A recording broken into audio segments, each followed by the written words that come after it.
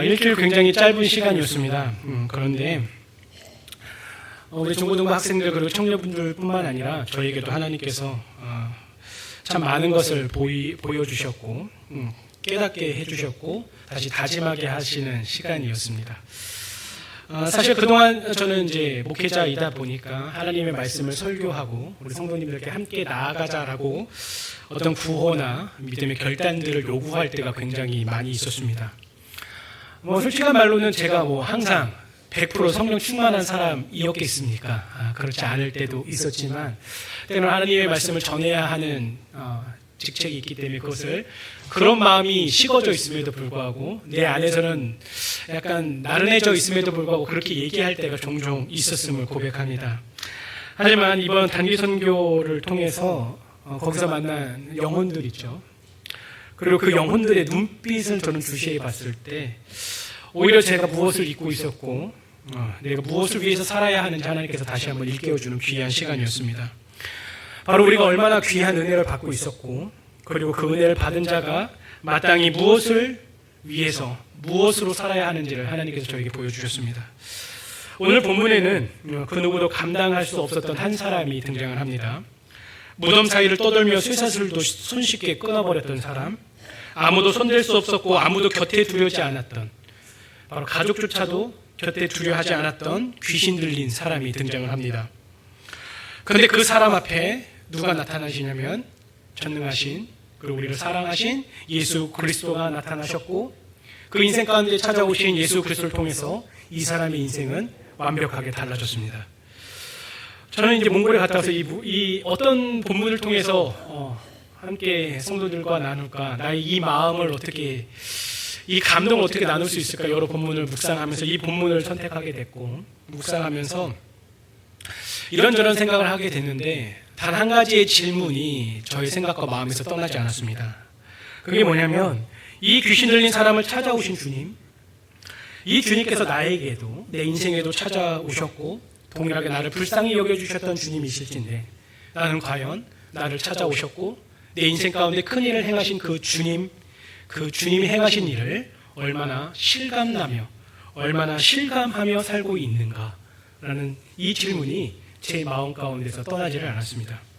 그래서 오늘 우리는요, 이 본문, 이 고라사 귀신 들린 사람 그리고 그것을 고치셨던 이 본문의 사건을 통해서 바로 그 누구도 아닌 나입니다. 우리 성도님들 스스로 나라고 생각하시면 좋을 것 같아요. 나를 찾아오사 불쌍히 여기신 주님을 다시 기억하고요. 그렇게 받은 은혜가 나에게 멈추지 않고 흘러가야 함을 제가 몽골에서 느낀 전체를 다 나누면 오늘 나를 새도 부족하니까 몽골에서 느낀 몇 가지의 간증들을 통해서 함께 은혜를 나누고자 합니다. 말씀의 제목은요, 받은 은혜는 흘러가야 합니다입니다. 첫째로 나를 찾아오사 불쌍히 여기신 주님입니다. 이 본문의 사건은 예수님께서 바다 건너편 거라사인 지방에 이르셨을 때의 일입니다.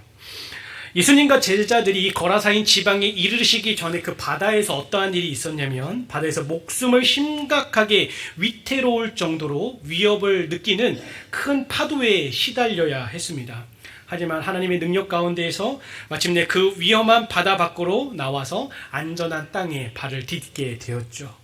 그런데 안타까운 것은 그렇게 광풍을 피해서 안전한 바다가 아닌 땅에 발을 내디뎠는데 그들을 처음 맞이한 것은 안정과 평안이 아니라 바로 귀신 들린 사람이 처음 예수님과 그 제자들을 맞이하게 되었습니다. 2절에서 이렇게 말합니다. 배에서 나오심에 곧 더러운 귀신 들린 사람이 무덤 사이에서 나와 예수를 만나니라. 그리고 오늘 본문의 마가는 3절부터 5절까지 이 사람을 장악한 귀신의 힘이 얼마나 대단했는지 생생하게 묘사하고 있습니다. 여러 번 고랑과 쇠사슬에 매였음에도 불구하고 번번이 그것을 끊고 깨뜨렸습니다. 아무도 그를 제어할 수 없었습니다. 귀신이 들렸기 때문에 그 힘이 엄청났던 것 같아요. 제어할 수 없었습니다. 밤낮 무덤 사이와 산에서 소리 지르며 돌로 자기를 자해하는 것이 일수였고요. 그렇기 때문에 아무도 제어할 수 없어서 사람들은 그를 버려뒀고 심지어 가족마저도 그 사람을 포기하여서 넓은 등팔 혹은 산의 무덤 사이에서 짐승처럼 살게 내버려 두는 인생이었습니다. 근데 중요한 것은 무엇이었냐면 가족조차도 버림받았고 귀신에게 매임을 받아서 고통받았던 그였지만 바로 그를 기억한 단 한 분이 있었어요. 그를 찾아온 단 한 사람이 있었는데 그게 바로 예수님이셨다라는 것이죠.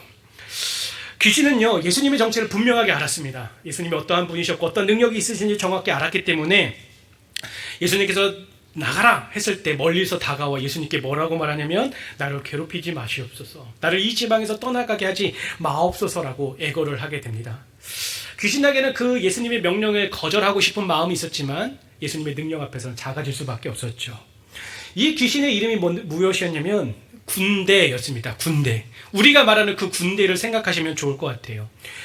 특별히 이 군대라는 단어는요, 로마 군대의 여단의 규모로서 수천 명을 가지고 있었을 때 여단이라고 합니다. 그러니까 지금 이 사람 안에는 하나의 귀신이 들어가 있는 것이 아니라 악한 인격이 이 사람 안에 몇 천이 들어가 있었다라는 뜻이기도 합니다. 하지만 그럼에도 불구하고 주님의 능력과 하나님의 전능하심 앞에서는 그것은 속수무책이었고 결국 허락을 받아서 돼지떼에 들어가 몰사하게 되는 것을 보게 됩니다. 그런데 놀라운 사실이 있어요. 그게 뭐냐면 이 모든 일을 옆에서 보았던 그 지방의 사람들의 반응이었습니다. 한번 보시기 바랍니다. 여러분 집 근처에 혹은 우리 동네에 귀신 들린 사람, 미친 사람이 있다고 생각을 해봐요. 아무리 결박을 해도 그것을 끊어 나갑니다. 쇠사슬로 묶어놔도 끊어요. 그리고 밤만 되면 이상한 소리를 지르고 돌아다니면서 돌로 자기를 자해하는 사람이 있다고 보십시오. 우리 성도님들 감히 밤에 나가실 수 있겠습니까? 무서우셨겠죠. 두려우셨겠죠. 저걸 어떻게 좀 해하고 싶은데 우리에게 그런 능력이 없었어요. 근데 예수라는 분이 와서 그 귀신 들린 사람을 잠재우셨으면 감사해야 하고 고마워야 해야 됐습니다. 그리고 그 예수님의 능력을 찬양해야 됐고 예배하고 그 예수님이 전하는 복음을 받아들여야 마땅했는데 오히려 이 사람들은 어떻게 한 줄 아십니까? 떠나가십시오. 왜 이 사람들이 예수님을 떠나가라라고 등을 떠밀었는지를 성경에 나오지 않아서 알 수 없습니다. 그런데 짐작할 수 있는 것은 몇 가지가 있는데 먼저는 두려웠었던 것 같아요. 자신들이 어찌할 수 없는 두려운 존재를 더 큰 존재가 와서 그것을 잠재웠다? 두려웠겠죠. 두려웠어요. 인간은 자기가 어찌할 수 없는 대상에 대한 두려움이 있을 수밖에 없습니다. 그랬을 수도 있습니다. 그리고 또 한 가지는 예수님께서 이 귀신 들린 자를 어떻게 그 귀신을 해치우셨습니까? 어떻게 물리치셨습니까? 돼지떼, 2,000마리 되는 돼지떼에 그 영을 넣으셔서 물살시키셨다라는 것이죠. 자신들의 경제적인 손해 때문에 혹은 또 이런 일이 더 일어날까봐 두려웠고 걱정 때문에 예수님을 물러나가 쫓아내게 했다라는 것이죠. 그럼 사랑하는 성도 여러분, 이 본문이 이야기하고 있는 이 사건을 우리가 되짚어서 한번 잠잠히 묵상해 보시기 바랍니다. 귀신 들린 사람이 있어요. 그가 왜 이렇게 됐는지 우리는 알 수 없습니다. 어떠한 이유 때문에 그 안에 군대라는 귀신이 들어갔는지 우리는 알 수 없습니다. 그리고 이 사람이 몇 년이란 시간 동안 이렇게 고통을 받았는지 알 수 없습니다. 1년, 2년, 3년, 10년, 몇 년이라는 시간 동안 이렇게 고통받았는지 우리는 알 수 있는 길이 없어요. 성경에 기록이 없기 때문에 알 수가 없습니다. 우리는 단지 단편적으로 이 사람이 겪고 있었던 지금 이 상황만 볼 수 있을 뿐이죠. 그러나 우리가 짐작할 수 있는 것이 있어요. 그것이 무엇이냐면 그는 고통스러웠을 것이에요. 얼마나 고통스러웠을까요? 귀신이 자기의 몸에 들어와서 자신의 영혼을 잠식했을 때 그 사람의 본래의 영혼이 어떻게 됐는지 우리는 알 수 없습니다. 하지만 고통스러웠을 것 같아요. 사람들에게 버림을 받고 심지어 가족에게도 버림을 받았습니다. 그의 삶이 어땠을까요? 산속에서 그렇게 소리 지르고 돌로 자해하는 자기의 몸이 어땠을까요? 고통스러웠겠죠. 아무도 그를 찾으려 하지도 낫게 하려도 하지 않았다라는 것이죠. 하지만 단 한 분입니다. 오직 예수 그리스도 주님만이 그를 어떻게 여기셨냐면 불쌍히 여기셨어요. 이걸 우리 성경적으로 긍휼이라고 합니다. 그를 불쌍히 여기셨어요. 그래서 그 예수님은 바다를 건너 그에게 찾아오셨습니다. 무덤에 묻힌 죽은 사람과 다름없었고 가축보다 못한 취급을 받던 사람이었습니다. 그런데 주님은 갈릴리 바다를 건너와서 그를 만나셨고, 이런 표현이 좀 맞을지 모르겠지만 그의 인생은 생지옥 같았을 거예요. 차라리 죽는 게 나은 인생이었을 거예요. 생지옥과 같은 그의 삶에서 예수님께서는 그를 건져주셨다는 것이죠. 사랑하는 성도 여러분, 이 본문을 통해서 우리가 반드시 기억하고 잊지 말고 돌아가야 될 사실 하나가 있다면 바로 우리도 그런 자들이었다라는 것입니다. 물론 우리의 각자의 삶의 출발점은 달랐습니다. 자라온 환경도 걸어온 길도 저마다 달랐죠.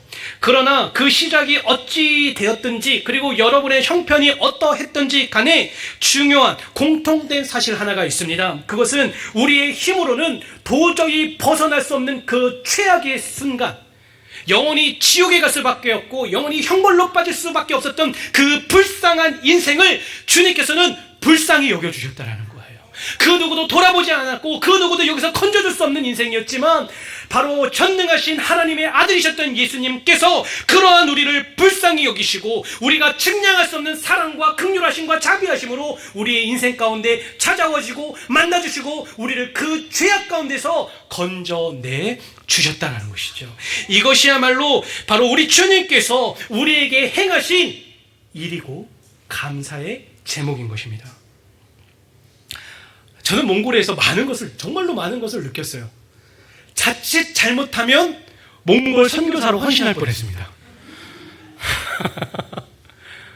정말로 너무 감동이 됐어요. 하나님 날 지금 여기서 부르고 계신가. 농담으로 주십시오. 그리고 그 몽골에서 깨달은 것 중에 하나가 바로 이것이에요. 저희가 금요일 토요일 두 번의 주일학교 사역을 했는데 두 번째 토요일 주일학교 사역을 하는 아침이었습니다. 10살쯤 되는 아이였어요. 몽골 아이였습니다. 딱 저희 둘째 아들 시영이만 했어요. 근데 그 아이가 혼자 오지 않았는데 딱 14개월이라 들었습니다. 14개월 되는 여동생을 업고 왔습니다. 걸어서 왔어요. 월남마트 시내를 조금만 벗어나면 굉장히 형편이 어려워요. 부모님이 모두 돈 벌러 나가서 집에서 동생을 보러 가야 되는데 그 전날 주일학교 사역을 했더니 너무 가고 싶은 거예요. 동생을 두고 올 수 없잖아요. 걸어왔습니다. 얼마나 걸어왔는지 모르겠지만 선교사님 말로는 꽤 먼 길을 걸어서 왔다라고 이야기를 하시더라고요. 선교사님이 꽤 먼 길이라면 진짜 먼 길입니다. 우리의 먼 길과 몽골 사람들의 먼 길이 다르더라고요. 정말 먼 길을 걸어왔다고 합니다. 그리고 그곳에는 이제 수도 시설이 잘 안 돼 있어요. 그래서 집집마다 우물을 파서 사용하는 것을 보게 됩니다. 그렇게 물이 제대로 공급되지 않기 때문에 아이들이 잘 씻지를 못하더라고요. 그럼 옷은 제대로 빨았을까요? 그렇지 않아요. 깨끗하게 입지도 못한 그런 모습이었습니다. 그래서 한 번은 제가 사모님께, 성교사님 사모님께 이렇게 질문했어요. 성교사 사모님, 지금 우리가 사역하고 있는 이곳이 몽골의 빈민가인가요? 가장 못 사는 사람들의 지역인가요? 그러니까 제 눈에는 딱 그렇게 보였어요. 우리 성도님들 그렇게 생각하시면 좋을 것 같아요. 우리 한 90년대, 80년대 그 판자촌 아시죠? 판자촌 기억하십니까? 딱 그렇습니다. 그 지역이. 네, 그것보다 조금 더 낙후해요. 물이 안 나오고 하수 시설이 안 돼 있기 때문에 더 낙후합니다. 판자촌이에요. 그래서 이것이 빈민가입니까? 라고 물었습니다. 그러니까 사모님이 어머 목사님, 이게 무슨 말씀이세요? 여기가 몽골의 중산층입니다. 왜냐면 저희는 이제 숙소가 울란바토르 시내, 그러니까 우리나라 말로 하면 서울이에요. 그 서울에서도 그래도 잘 사는 지역이 있었어요. 그러니까 그것을 인식하지 못하고 한 30분, 1시간 차로 나가서 모든 사람이 다 그렇게 사니까 그걸 느끼지 못했는데 중산층이라는 거예요. 그리고 거기 있었던 우리 김종우 선교사님께서 저에게 이런 말씀을 하시더라고요. 목사님, 이거 중고등부, 여기 몽골의 중고등부 학생들과 청년들의 꿈이 무엇인지 아십니까? 글쎄요, 공부 잘해서 의사 되는 겁니까? 아니 뭔가 성공하는 겁니까? 근데 의외의 답변을 하셨습니다. 목사님, 여기는 중고등부 학생들과 청년들의 꿈은 한국에서 사는 겁니다. 그게 꿈이래요. 그게 꿈이라고 합니다. 그러니까 한국 사람들이 왔으니까 얼마나 좋았겠어요. 그 말 앞에서 저는 이제 마음이 무너지더라고요. 제게 주어진 이 삶의 자리들 있잖아요. 이 신앙의 자리가 얼마나 큰 은혜인지 다시 한번 깨닫게 되었습니다. 그리고 어렵고 힘든 형편 속에서도 예수님이 좋아서 믿음을 지켜나가는 그 어린아이들의 선한 눈빛을 보면서 저는 다시 한번 다짐하고 결단할 수밖에 없었습니다. 바로 나를 찾아오시고 나를 불쌍히 여기신 그 은혜, 더 이상 이것이 당연한 것이 아니구나. 하나님께서 정말로 큰 일을 나에게 행하고 계시는구나 라는 것을 깨닫고 다짐하게 되었습니다. 사랑하는 성도 여러분, 제가 이 설교를 준비하면서 기도했던 기도 제목은 단 하나입니다. 그게 뭐냐면, 하나님, 제가 보고 느끼고 경험한 걸 어떻게 100% 우리 성도님들께 전달할 수 있겠습니까? 하지만 단 반이라도 혹은 70%라도 이 진심이 전해졌으면 좋겠습니다라고 기도했어요. 물론 제가 보고 경험하고 느낀 감동이 온전히 전달되지는 못할 겁니다. 하지만 사랑하는 성도 여러분, 이 시간 우리가 다시 한번 깊이 묵상해 봤으면 좋겠습니다. 성도 여러분, 주님께서 여러분에게 어떤 큰 일을 행하셨습니까? 지금 여러분이 누리고 있는 삶들 있잖아요. 때로는 불평이 쏟아져 나올 수 있어요. 이것도 없고 저것도 없어서 불평이 쏟아져 나올 수 있어요. 그래서 하나님을 원망하는 삶으로 이어질 수 있죠. 하나님 왜 나에게 이런 걸 주시지 않습니까? 왜 이런 것들을 이루시지 않습니까?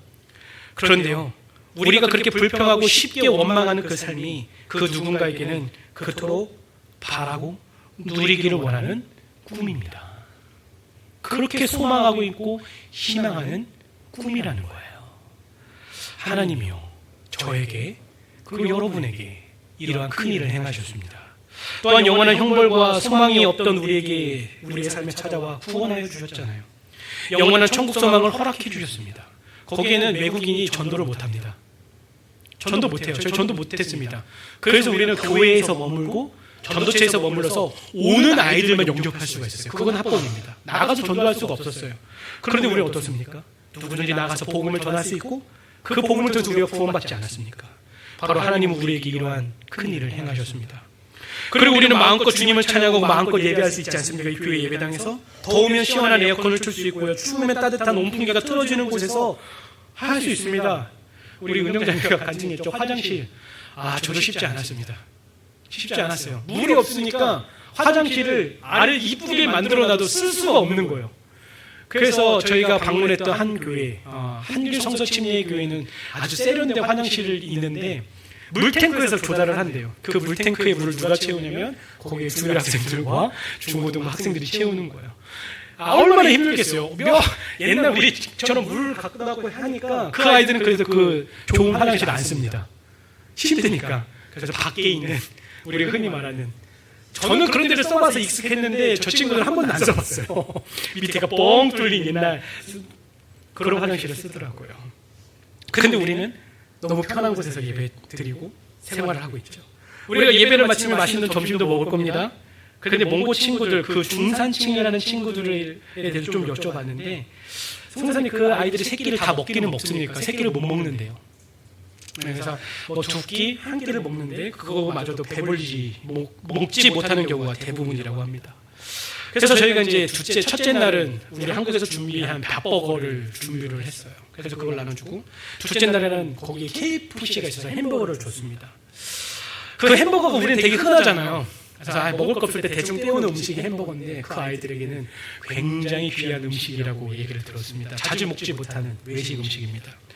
그런데 제가 얼마나 생각이 짧았는지 모르겠습니다. 한국을 생각하면서 아이들에게 하나씩 줘도 배불리 먹겠지 라고 생각을 했어요. 그리고 혹시 남자아이들은 2개씩 더 먹을 수 있으니까 여기 올 수 있는 아이들보다 조금 더 넉넉하게 준비를 하자 해서 준비를 했어요. 그런데 그날따라 감사하게 전날보다 아이들이 더 온 거예요. 더 온 거예요.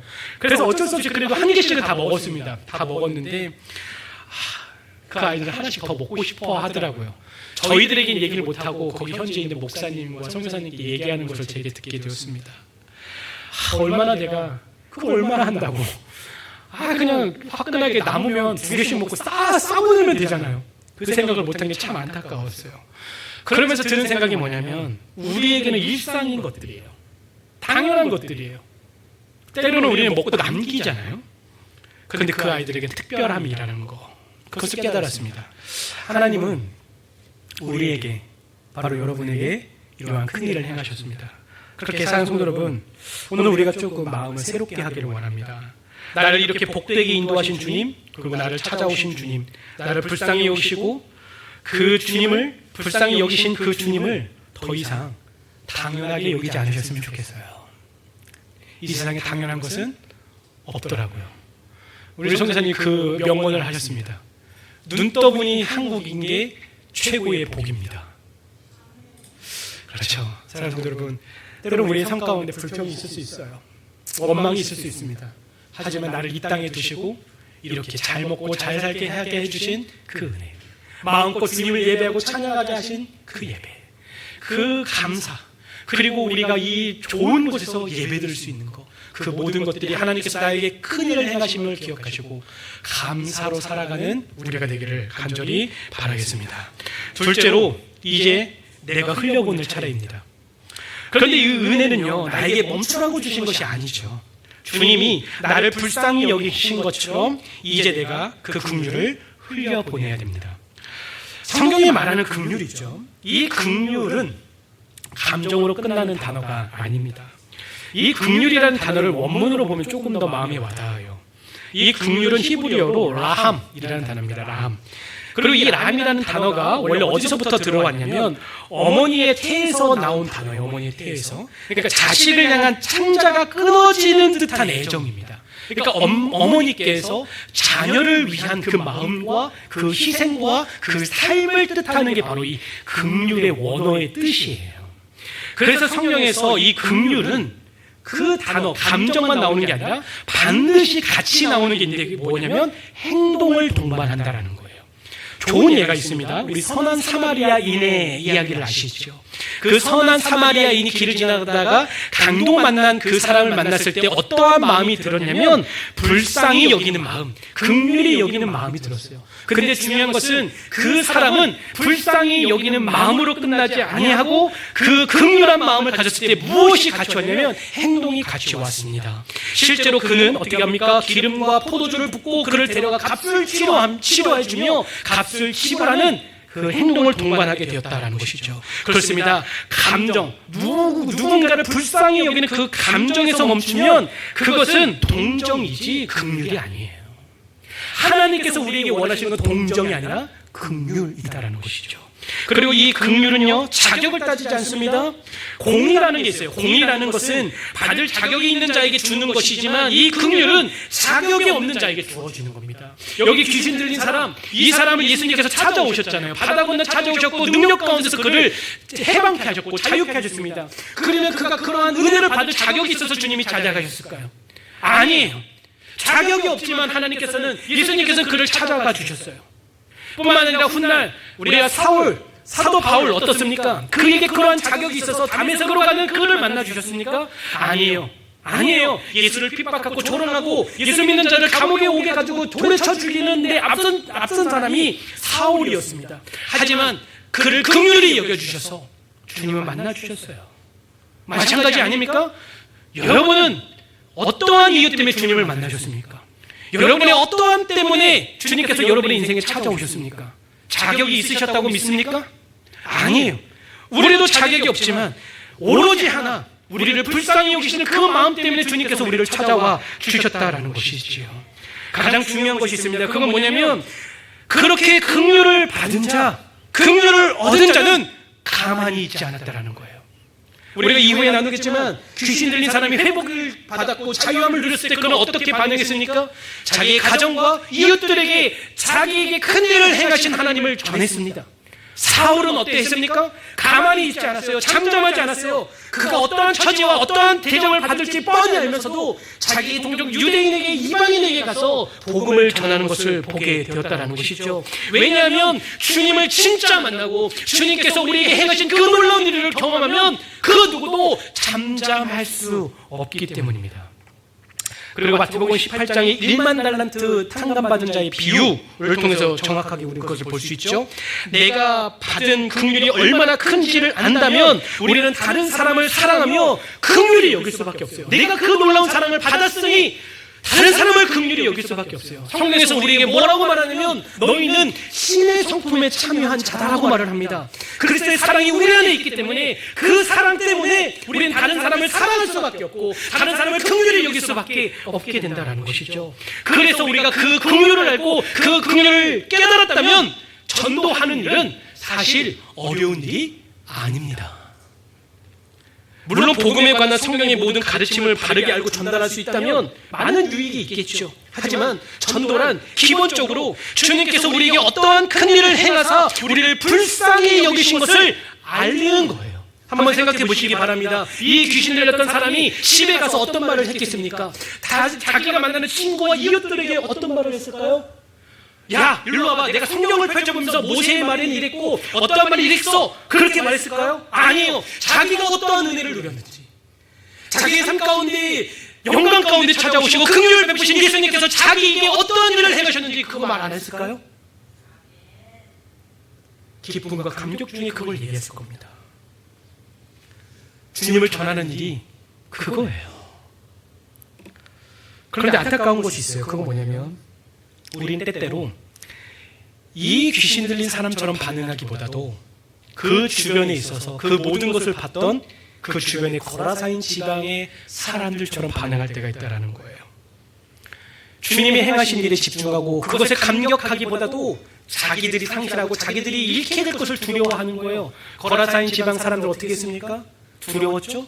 될 때가 몰살되는 것 때문에 걱정했죠? 그래서 예수님은 어떻게 합니까? 밀어내고 그 은혜의 복음을 누리지를 못했어요. 우리도 때로는 그렇지 않습니까? 하나님께서 나에게 놀라운 일을 행하셔서 그것을 감격하여 그 긍휼하심을 전해야 되는데 때로는 내 삶에 당면한 여러 문제들, 뭐 학생들은 학업의 문제, 직장의 문제, 관계의 문제, 물질의 문제, 시간의 문제, 건강의 문제, 이루 말할 수 없는 핑계로 인하여서 우리가 받은 그 긍휼을 잊어먹게 한다는 것이죠.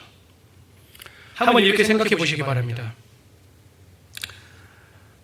저희 아이들이 야구에 요즘에 푹 빠져 있습니다. 큰 아이는 기아 팬이고요. 작은 아이는 얼마 전에 LG에서 KT로 바꿨습니다. LG가 못한다면서 바꾸더라고요. 근데 저 아이들이 저녁마다 하는 얘기가 뭔지 아십니까? 아빠 지금 몇 대 몇인 줄 알아요? 어떤 선수가 어떤 일을 한지 아세요? 김도영이라는 야구 선수가 홈런을 몇 개 친 줄 아세요? 저는 별로 듣고 싶지 않거든요. 제가 응원한 팀 말고는 별로 듣고 싶지 않아요. 애들은 계속해서 조잘조잘 얘기해요. 왜입니까? 열광하는 거예요. 관심 있는 거예요. 자기가 응원하고 있는 팀, 자기가 좋아하고 자기가 응원하는 팀이 잘 되는 것을 가만히 있을 수가 없으니까 막 얘기를 해요. 뿐만 아니라 우리 성도님들 영화나 드라마를 보면 내가 너무 재밌게 본 드라마가 있어. 좋은 영화가 있어. 그럼 어떻게 하십니까? 친구에게 야, 너 그 영화 봤냐? 왕가 사는 남자 봤어? 너무 재밌어. 그 단종 얼마나 불쌍한지 모르겠어. 누가 홍보비를 주는 것도 아닌데 우리는 만나는 사람마다 막 얘기를 해요. 근데 여기서 질문 드리고 싶은 게 있어요. 근데 왜 우리는 주님에 대해서 이야기하지 않을까요? 우리가 저는 주님께 열광하지 않기 때문이고요. 주님이 베푸신 은혜에 그 감사가 식어졌기 때문입니다. 나아가 우리에게 주님처럼 불쌍히 여기는 그 긍휼함이 식어졌기 때문입니다. 그렇게 우리가 말과 삶으로 주를 증거하는 삶을 살려면 가장 먼저 주님께서 우리를 얼마나 불쌍히 여기셨으며 얼마나 큰 일을 우리 성도님들 개개인에게 베푸셨는지 그것을 기억하시고 감사하셔야 돼요. 그런데 이 긍휼을 흘려보내는 자리에는 순서가 있습니다. 순서가 있어요. 특히 우리 몽골 갔다 온 우리 청년 학생들 잘 들으시기 바랍니다. 예수님을 따라가려고 했어요. 이 사람이 배에 오를 때 저도 따라가겠습니다. 그러면 제가 이제 목회자잖아요. 목회자의 입장에서 이런 사람이 내 옆에 있는 거 굉장히 힘이 됩니다. 내가 설교하기 전에 자, 너 간증해. 그 사람이 나와서 자기에게 있었던 일을 막 간증하면 그 주변의 사람들이 얼마나 놀라고 얼마나 더 예수님을 더 우러러 보겠어요? 분명히 예수님 사역이 플러스가 됐겠죠. 그렇지 않겠습니까? 그렇잖아요. 우리 교회에 어떤 사람이 와갖고 귀신 들렸다가 해방된 간증을 하면 성도님 놀랍게 안 들으시겠어요? 그 다음에 제 설교 얼마나 더 눈에 귀에 잘 들어오시겠습니까? 분명히 이득이 될 것 같았어요. 그리고 예수님께서 억지로 따라오라는 것도 아니고 자기가 먼저 따라가겠다라고 말했는데 주님께서는 뭐라고 말씀하시냐면 오지 말라고 하세요. 그러면서 굉장히 중요한 말을 하십니다. 19절입니다. 19절 허락하지 아니하시고 그에게 이르시되 어디로 가라고요? 자, 다 큰 목소리로 어디로 가라고요? 집으로 돌아가. 주께서 내게 어떻게 큰 일을 행하사 너를 불쌍히 여기신 것을 누구에게 알리라고요? 내 가족에게 알리라. 우리는 흔히요 전도와 긍휼을 베푸시는 자리를 멀리서 혹은 낯선 이들에게서부터 찾습니다. 그러나 주님이 이 사람에게 가장 먼저 보내신 곳은 다름이 아니라 어디요? 가족, 그 집이었습니다. 그렇습니다. 내가 눈물로 씨를 뿌릴 곳에 가장 먼저는 어디냐면 여러분의 가족이에요. 나의 아내, 나의 남편, 나의 자녀, 나의 아빠, 나의 엄마, 나의 할머니, 나의 할아버지, 나의 손자, 손녀입니다. 우리는 종종 가까운 가족에게 오히려 가장 인내하지 못하고 가장 긍휼히 여기지 못하는 모습을 발견할 때가 있습니다. 그러나 주님이 보여주신 순서는 분명해요. 분명합니다. 받은 긍휼은 가장 가까운 곳, 가장 오래 나를 지켜본 사람들, 바로 나의 가족에서부터 흘러나가야 된다는 거예요. 그리고 사랑하는 성도 여러분, 그 흐름은 가족에게서 멈추지 않습니다. 그 가족이 먼저인 건 분명하지만 거기서 끝나서는 안 된다는 것이죠. 20절에서 이렇게 말합니다. 그가 가서 예수께서 자기에게 어떻게 큰 일을 행하셨는지를 대가볼리에 전파하니 모든 사람이 놀랍게 여기더라. 여기서 주목할 것이 있습니다. 이 사람이 처음 주님을 만난 곳은 거라사라는 지방이었어요. 한 지점이었습니다. 우리나라 말로 하면 동 혹은 구 정도 될 것 같아요. 그런데 그가 전파한 곳은 대가볼리입니다. 여기가 동이었다면, 거라사가 동이었다면 대가볼리는 구예요. 거라사가 구였다면 대가볼리는 시, 더 큰 단위입니다. 바로 하나의 도시에서 시작된, 하나의 지점에서 시작된 하나님의 일하심이 점점 그 은혜와 그 긍휼하심이 그 동네를 넘어, 도시를 넘어 더 멀리까지 이어지는 것을 우리가 보게 되는 것이죠. 마찬가지로 가족을 거쳐 이웃에게로, 그리고 이번 몽골 선교처럼 아직 복음을 듣지 못한 땅 끝의 영혼에게로 우리의 긍휼과 우리의 사랑이 흘러가야 되는 거예요. 사랑하는 성도 여러분, 우리가 이 땅에서 누리는 것들, 곧 우리의 시간과 물질과 재능은 단지 나를 위해서 주님께서 허락하신 것이 아니라는 겁니다. 제가 선교를 한 번도 못 나가봐서 분명히 똑같은 말씀을 드릴 때도 있었지만 확신에 차서 100% 확신에 차서 말씀을 드릴 수 없었는데 지금부터 100% 확신에 차서 말씀을 드립니다. 흘려보내셔야 돼요. 그렇다고 해서 여러분이 뭐 그 사람들처럼 빈민가에로 가고 뭐 수도사처럼 생활하는 게 그런 말이 아닙니다. 하나님께서 여러분에게 허락하신 것들 누리셔도 돼요. 영위하셔도 돼요. 행복한 삶을 사셔도 돼요. 하지만 그것만을 위해서 사시지 말라는 거예요. 하나님께서 여러분에게 주신 것, 그것만을 위해서 주신 것이 아니라는 것이에요. 긍휼을 받았다면, 은혜를 받았다면, 사랑을 받았다면, 그것이 차고 넘친다면 그것을 흘려보내셔야 됩니다. 나의 것을 주님의 나라, 주님의 복음, 그것을 위해서 쓰셔야 됩니다. 몽골 사역 마지막 날 한 청년이 있었어요. 그 청년이 나이가 17살입니다. 저를 불러요. 막 불러요. 서로 영어가 좀 되니까 몸짓으로 대화하다 온 청년이 하나 있습니다. 저를 막 부르더니 목사님 막 불러요. 왜 그랬어요. 그러니까 막 이래요. 저한테. 왜? 이거 달라고? 이거 벗어달라고? 와, 맞대요. 그래서 속 아무것도 안 입어서 제가 밑도 먹고 갈 수 없잖아요. 근데 감사하게 이상하게 그날 제가 가방에 티를 하나 챙겨왔습니다. 그래서 티를 갈아입고 땀에 쩔어 있었어요. 하루 종일 봉사하냐고. 근데 그 티를 받고 너무 좋아하는 그 청년이 아직도 눈에 어른거립니다.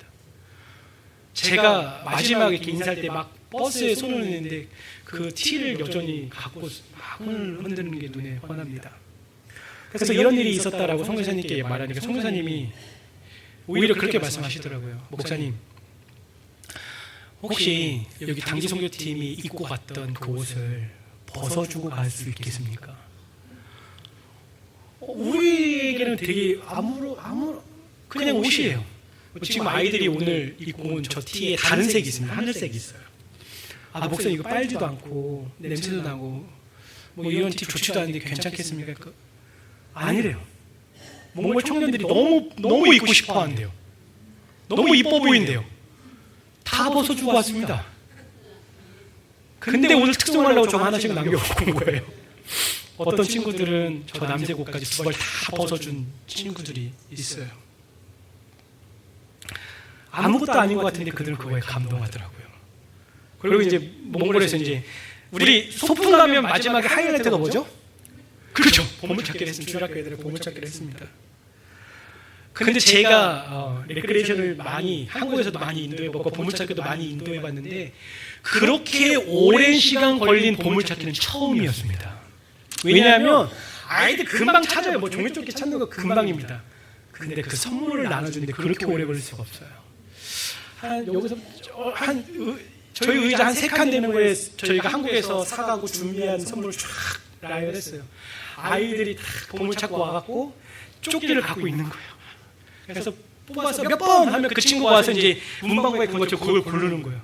근데 아이들 한 명씩 나오면서 여기서부터 저기까지 1번, 2번, 3번, 계속 보는 거예요. 왜일까를 생각해 봤더니 너무 소중한 거예요. 한 번의 기회거든요. 그 한 번의 기회에 자기가 그렇게 원하는 거 한 가지를 고르는 게 쉽지 않겠더라고요. 거의 1시간 걸렸던 것 같아요. 보물찾기만. 한 30명이 되는 아이들이. 우리나라 연필 흔하죠. 굴러다니는 게 연필입니다. 크레파스요? 우리 교회도 사인 게 크레파스고 사인펜입니다. 인형이요? 얼마나 많은지 몰라요. 그런데 그 아이들에게는 그것이 진짜 보물이었습니다. 그렇습니다. 전도, 선교 표현이 좀 그럴 수 있지만 대단한 일이 아닙니다. 무언가 많아야 특별해야 할 수 있는 일이 아닙니다. 바로 긍휼을 받은 그 마음이죠. 그 마음. 그 마음만 있다면 우리는 할 수 있고 또 해야 합니다. 죄송한 말씀을 드리면 제가 우리 성도님들 동의를 받지 않고 약속 하나 하고 왔습니다. 조만간 또 오겠습니다. 가도 될까요? 가지 말아야겠다. 하나님의 뜻인지 모르겠지만 성교사님이 저에게 그런 부탁을 하시더라고요. 건물이 굉장히 낡았습니다. 건물 모습이. 목사님 이거 누가 좀 페인트 칠해줬으면 좋겠다.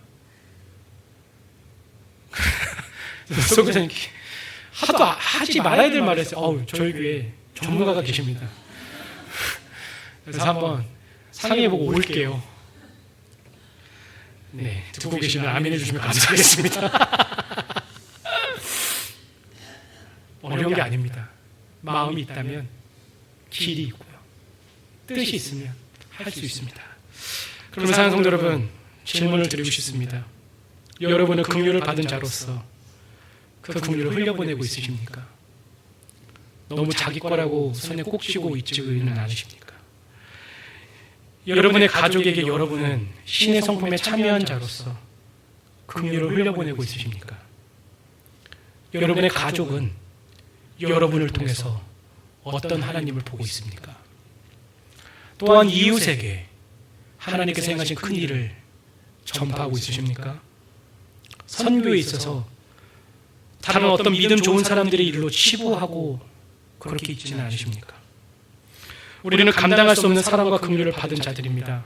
제가 바라는 것은요, 적어도 여기 있는 저와 그리고 우리 교회만큼은 1만 달란트의 빚진 자의 비유에서 나온 긍휼을 입었지만 그 긍휼을 잊은 사람처럼 되지 않기를 바랍니다.